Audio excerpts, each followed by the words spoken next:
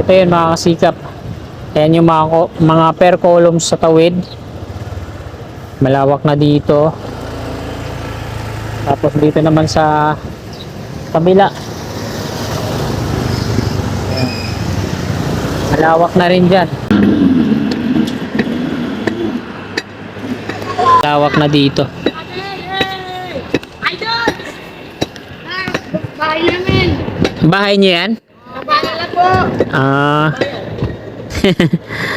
Pampalipasan oras ano.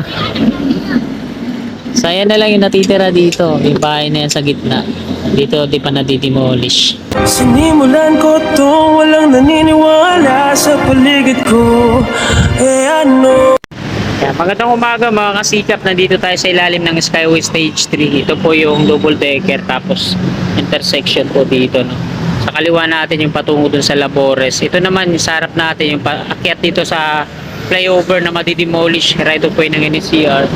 Yan naman yung Plaza Azul. Quirino Avenue, northbound, southbound sa kabila. So ngayong umagang ito mga kasikap, update ko kayo dito.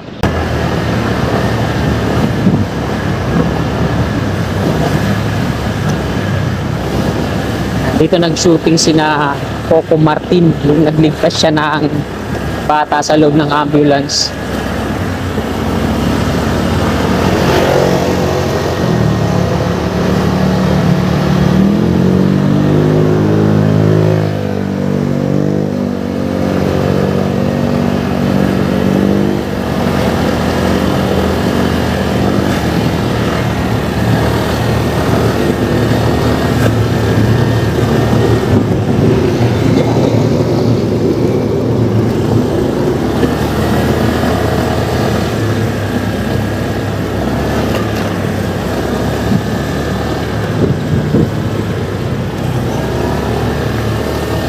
Hindi ko na umpisahan dun sa pag-akyat natin yung mga kulay pula na markings ito.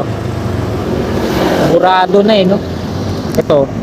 Number 12 to dito Tapos yung dito naman yung number 11.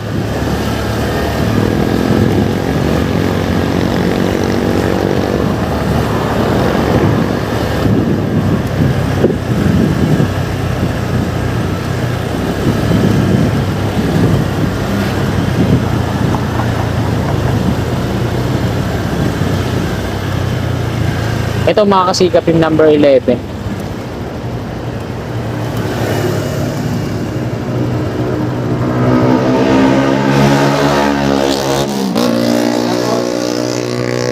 Ayan yung number 11. Tapos doon sa kabilang flyover naman ay doon yung ibang mga number.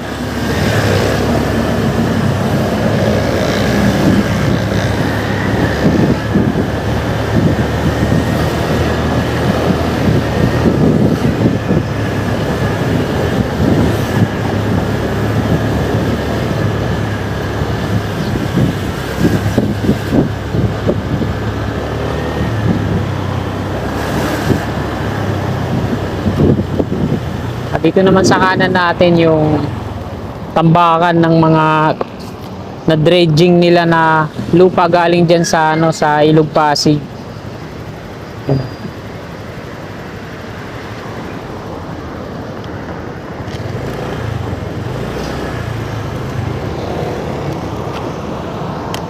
Dami nilang mga heavy equipment diyan, mga barge. NCR contract package S02 naman to dito sa kaliwa natin.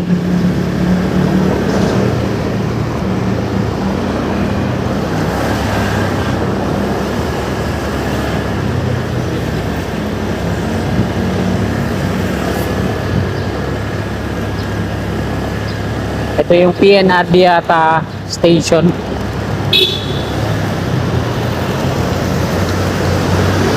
Pero wala na pong istasyon dito. Pagdating dito sa Santa Mesa, ang next na istasyon na doon na sa May Paco. Bali, hinakbangan to dito. Hindi na sila magtatayo dito ng istasyon. Tomas Claudio Street.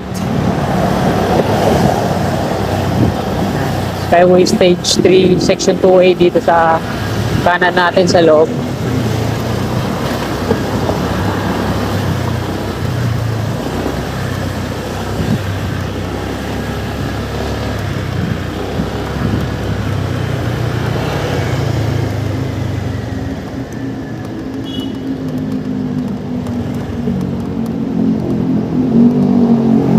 May mga kasigap din sa loob. May bantay dito eh. Baka madali tayo. So, ito yung last na per columns dito, no? Bago tumawid ng creek eh. May mga naka-install na ng mga shoring jack. Tapos dun sa kabila, lalagyan na nila ng mga ano. So parang ang tingin ko dito mga kasikap, didiretsoin na nilang maging pair yung nandoon sa likod. At hindi na kagaya ng nandito yung parang upuan na connected yung column niya per head patungo dun sa kabila. Parang ibubukod na lang to ng per head, no? Bukod din yung per head dun sa kabila. Patay sa nakikita kong ano, sa nakikita kong itsura, kasi ito parang gagawin lang ng bukod na platform yan. Parang gagawin lang ng bukod na platform tong maliit na to, yung mababa.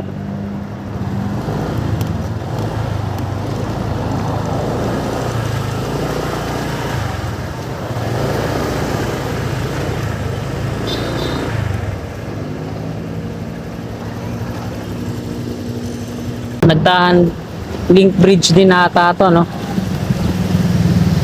Hindi ko makita yung ano pangalan ng estero na to. Ayan, oh. Malawak din pala to. At ayan, mimintinan na yung basura dito. Halos wala na, no? So kanan muna tayo dito.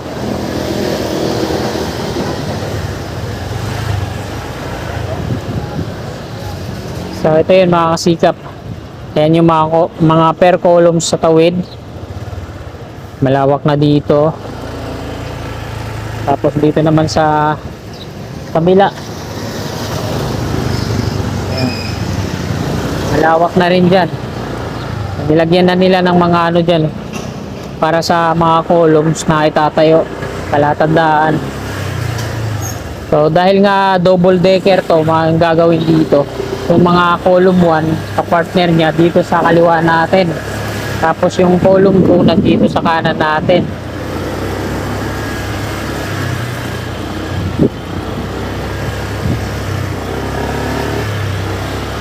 Yan.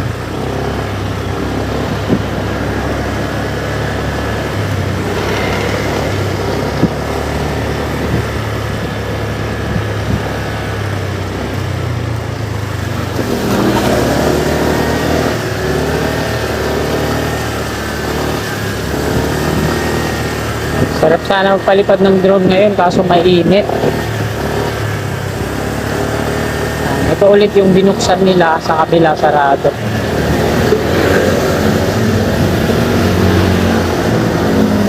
Padre Jacinto Zamora Bridge.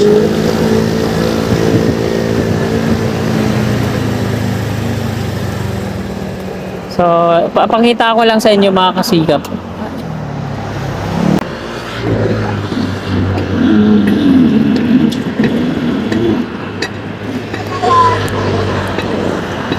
So parang dinidemolish na rin yung bahay dyan sa kabila. Hawak na dito.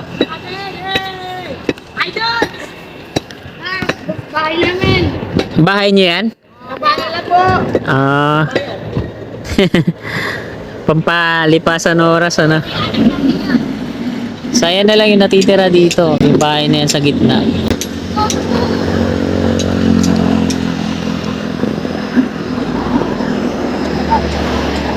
So, ayan. Ayan po yung update natin dito. So, ayan mga kasikap. Diretso tayo dito.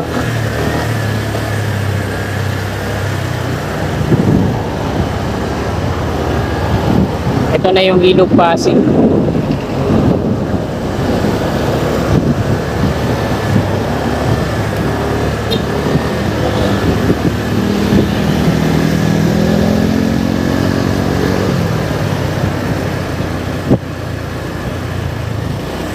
Ay, sayang. May bantay dito. So, kahit di natin madungaw dyan sa ilalim, sa kanan. Yan dito, lalaki ng mga drilling rig na to. Bantay sarado kasi baka masita tayo.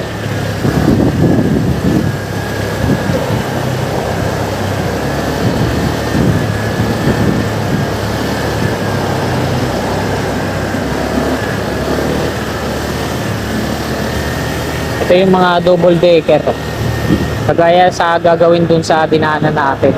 Column 1 at column 2. Bowers. Yung bower kasi yung patiuna dito na titirik ng mga rebar cage at gumagawa ng mga per column. Yung mga bentonite container tanks nila natagdagan ng tatlo na kulay dilaw. Ito naman yung index connector.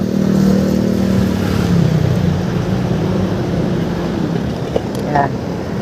NLEX connector, matagal na po silang tapos dito.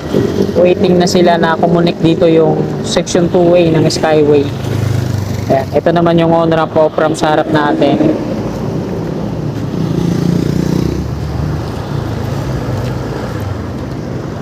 Ito yung viaduct ng off-ramp sa baba. So parapet wall na lang yung kulang dito. Yung on-ramp naman sa taas, dalawang per columns na yung nandun. Nalagyan nila ng per head. Yung Barangay Development Center dito sa kanan, hindi na yata matidemolish to. So, diretso tayo mga kasikap.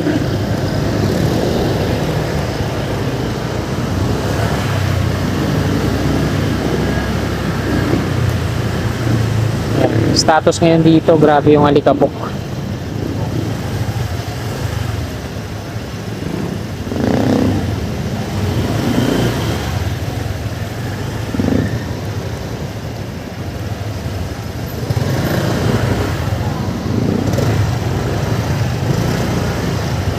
One way.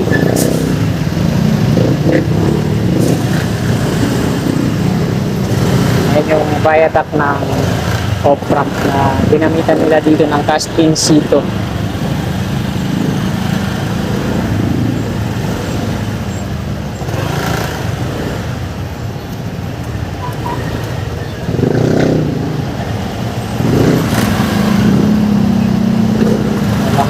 Rebar cage dun sa ano, magtitirik na yata sila para sa ano, on-ramp. Temporary steel casing na rin na nakabang dun.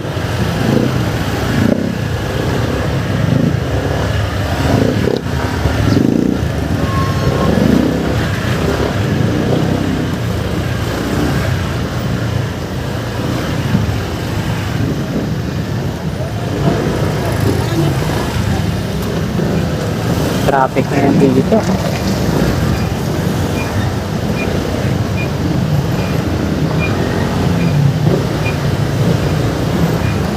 Ayan mga kasikap, hanggang dito na lang itong video na to. Marami pong salamat sa inyong walang sawa at kumpay na suporta. Bago nyo sana lisanin itong video na to, baka pwede naman pong palike.